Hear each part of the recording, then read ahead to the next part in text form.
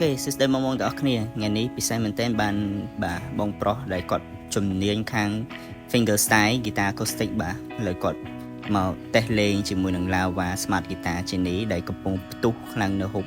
បាទកុំបងអង្គយូរលើយើងទៅស្ដាប់ការតេស្តរបស់គាត់ទាំងអស់គ្នាតោះ let's go